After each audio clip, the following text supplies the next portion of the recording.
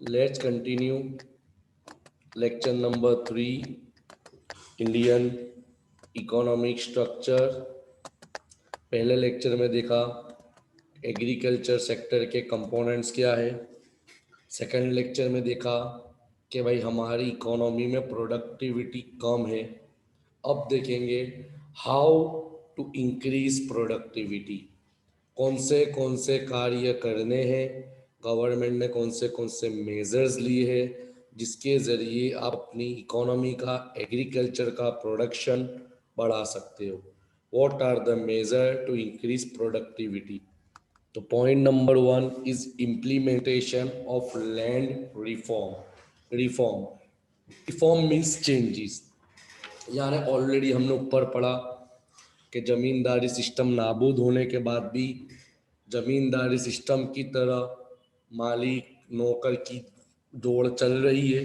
तो गवर्नमेंट ने पहला ही चेंज लाया लैंड रिफॉर्म में। देखो लिखा हुआ है, although there has been various policy and measure taken to eliminate means दूर करना the zamindari system for providing employment to tenant through land sealing, the progress was unsatisfactory. So, special attempt have to be made by state government to implement land reform. हमने पढ़ा कि जमींदारी system India में नाबूद हो चुकी है, फिर भी यहाँ पे जो भाड़ू आते, जमीन पे जो खेती बाड़ी करने वाले फार्मर है, जो भाड़े की ज़मीन पे खेती बाड़ी कर रहे हैं या जिनके पास ज़मीन छोटी है तो उनको एक्सप्लॉइट किया जा रहा है, छितरा जा रहा है। तो यहाँ पे अटेम्प्ट करने पड़ेंगे स्टेट गवर्नमेंट को कि भाई लैंड के अंदर ज़मींदारी सिस्टम जैसी सिस्टम को एबॉलिश सही तरीके से करे और किसी भी तरीके से एनी वे टेनेंट जो भाड़ू आते उनकी लाइफस्टाइल उनकी रिफॉर्म में चेंजेस लाए। Unless this done the tiller has no incentive to invest in land and adopt new agriculture technique. यानी जब तक ये सब पाबंदियां नहीं हटेगी जमींदारी सिस्टम ने इसी सही तरीके से, वहां तक नवी एग्रीकल्चर स्ट्रेटेजी जो आप लोग सेकंड सेमिस्टर में पढ़ने वाले हो, एग्रीकल्चर टेक्निक के इंफॉर्मेशन टेक्नोलॉजी के जरिए काम करना है, ग्रीन रिवॉल्यूशन, इसका बेनिफिट नहीं हो सकता। सेकंड वन इज प्रोडक्टिविटी बढ़ाने के लिए क्या करना पड़ेगा। तो point number 2, integrated management of land and water resources. Already हमने पढ़ा कि पानी की समस्या है। तो देखो लिखा हुआ है 329 million Hector of soil is degraded in India. Already मैंने बता दिया कि उत्पादक करवानी क्षमता, जमीन की जो फर्टिलिटी है वो कम हो चुकी है। क्यों? There is a huge loss due to water logging, salinization, human erosion. यानी पानी सही तरीके से नहीं मिलता, सही तरीके से पानी नहीं मिलता तो जिसके वजह से जमीन खराब हो रही है। This so that there is urgency of integrated and efficient management of water and land resources. तो वही चीज़ है कि ये सब चीज़ों को दूर करना है तो क्या करना पड़ेगा कि आपको सही तरीके से वाटर रिसोर्सेज का और लैंड रिसोर्सेज का सही तरीके से उसका इस्तेमाल करना है और सही तरीके से पॉलिसी डालनी ताकि वाटर सही तरीके से लोगों को, फार्मर को अवेलेबल हो। तो ये पूछ सकते हैं, keeping in this mind planning commission constituted a committee. Planning commission of India ने कमेटी बनाई जिन्होंने बताई दिया कि development of 75 million Hector and non-arable land by the end of 2021 with a total cost of 20,850 crore. यानी 2021-22 तक 75 मिलियन हेक्टर को सही तरीके से कर दिया जाएगा ताकि उसका लैंड और वाटर रिसोर्सेज अवेलेबल हो। और कितने की लागत है? 20,850 करोड़ रुपए की। पॉइंट नंबर 3, अच्छा माल बनाना है तो अच्छे बीज भी होने चाहिए, इम्प्रूव्ड सीड। देखो लिखा हुआ है, improved seed play important role in increasing productivity. It is estimated that 20 to 25% of productivity depend upon quality. यानी आप अच्छे प्रकार के बीज बोगे तो ऑब्वियसली आपका प्रोडक्शन अच्छा होगा। तो लिखा हुआ है कि बीज भी कैसे होते, डायरेक्ट ऐसा नहीं कि जमीन में डाल दिए।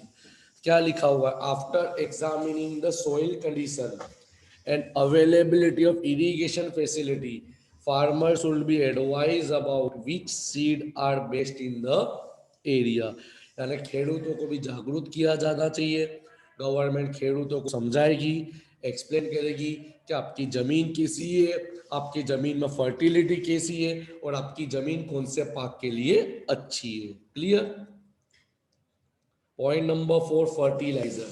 फर्टिलाइजर का मतलब improved variety of chemical and fertilizer इस्तेमाल करना पड़ेगा।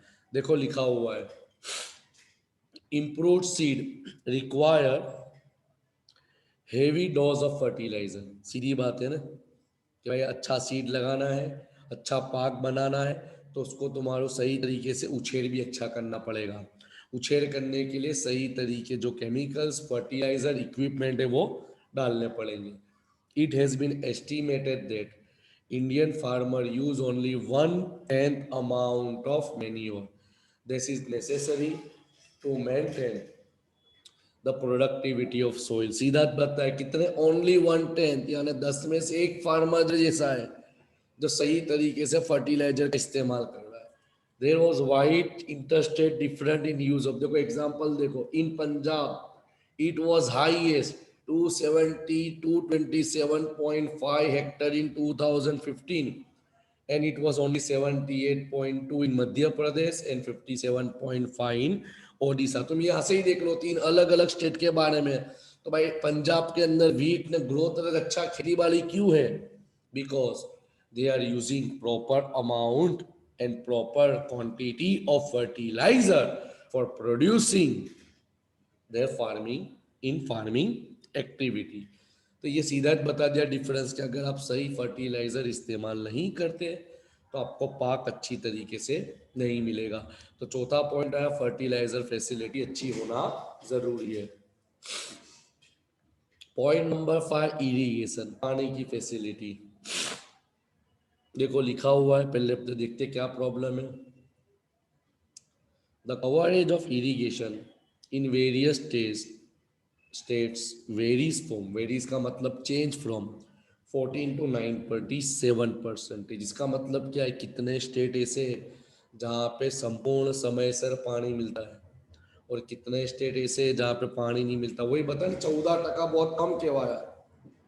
So there is a large gap between current level and potential, except in case of Punjab, Haryana, and Rajasthan, which have exceeded the potential irrigation level। तो ये याद रखना है कि ये तीन स्टेट ऐसे जहाँ पे पानी सिंचाई की canal, dams, pumping power, pumping जिससे पानी मिलता है वो सही तरीके से मिल रहा है।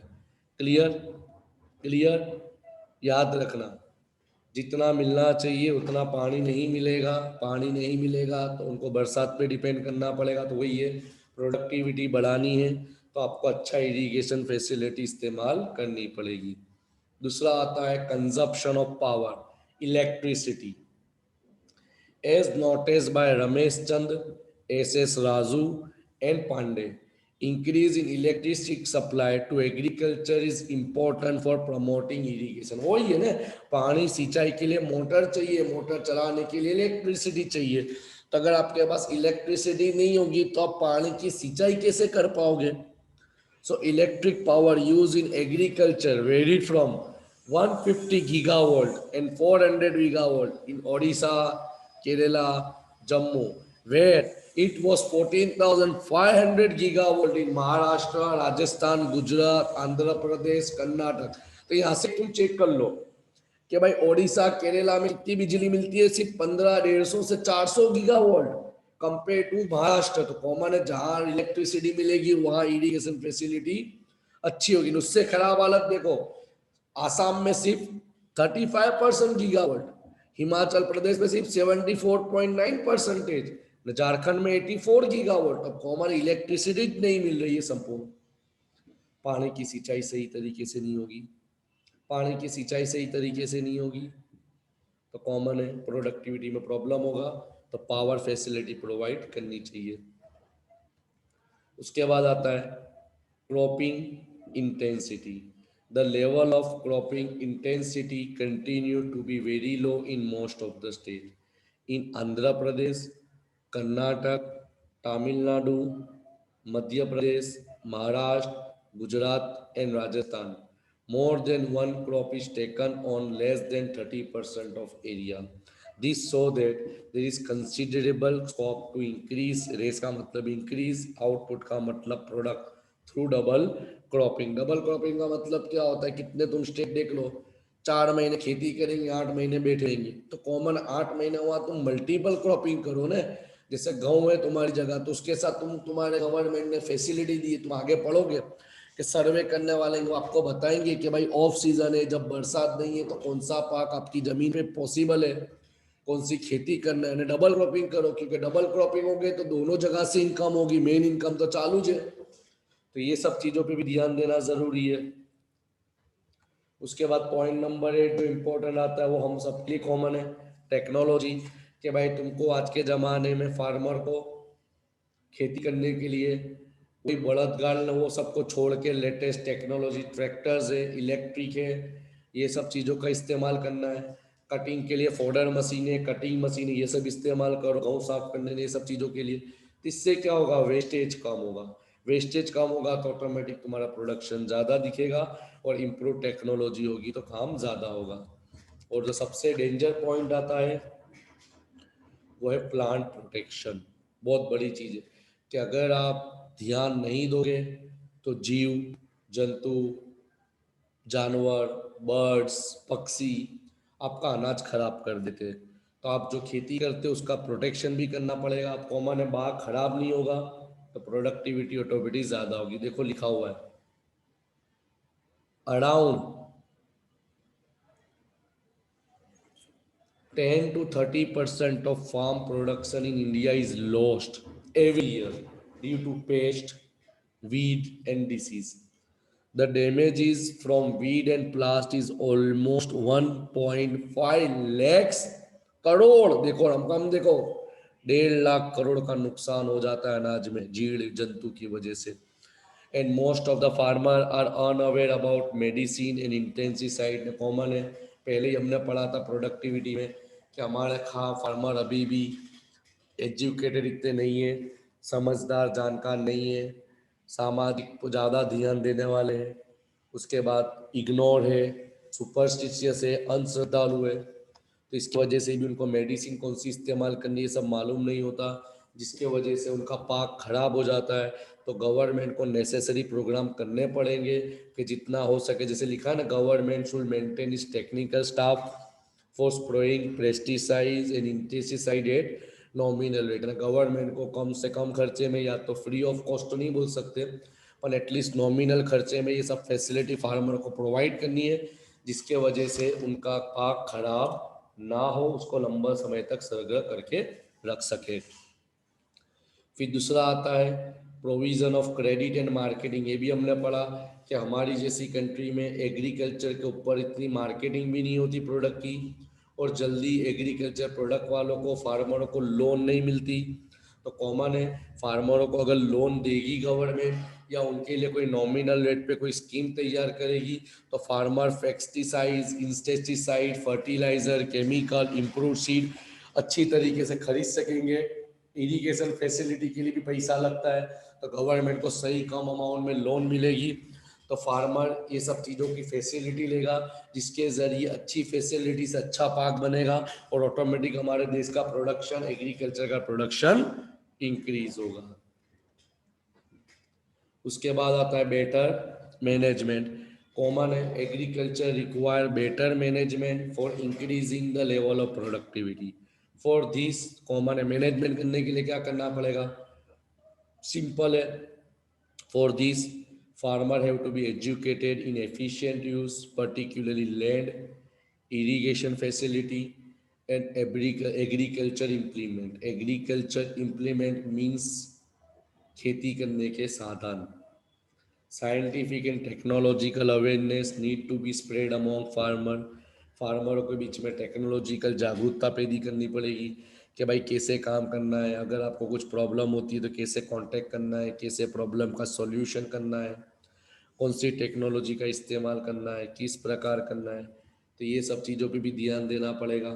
फिर फार्मरों को जागरूक करना पड़ेगा कि आपके लिए कौन सा पाक अच्छा है, आपके सोइल में कौन सी चीज़ अच्छी है, आप किस प्रकार से काम करोगे तो आपके प्रोडक्शन ज़्यादा होगा। तो ये सब चीज़ों पे भी ध्यान देना ज़रूरी है। And last point is agriculture research.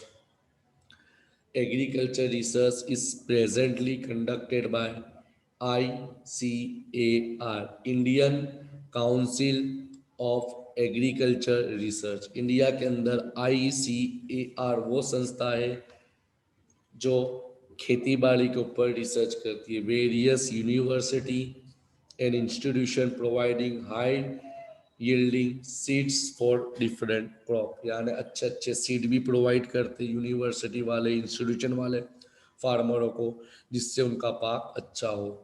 सीधा रिसर्च होगी तो फार्मरों को सिखाया जाएगा कि आपको ज़मीन में कैसे काम करना है, कौन से केमिकल्स इस्तेमाल करना है, कौन से फर्टिलाइज़र और पेस्टिसाइड इस्तेमाल करना है, कितना पानी लेना है, कितना इरिगेशन करना है, कितनी मात्रा में पानी डालना है, डबल क्रॉपिंग कैसे करना है. तो ये सब चीज़ें फार्मरों को सिखाई जाएगी.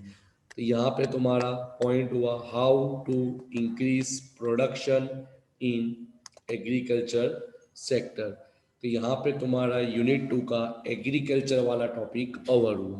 अब 2 टॉपिक बाकी रहते, इंडस्ट्री और सर्विस, वो हम नेक्स्ट लेक्चर में कंटिन्यू करेंगे.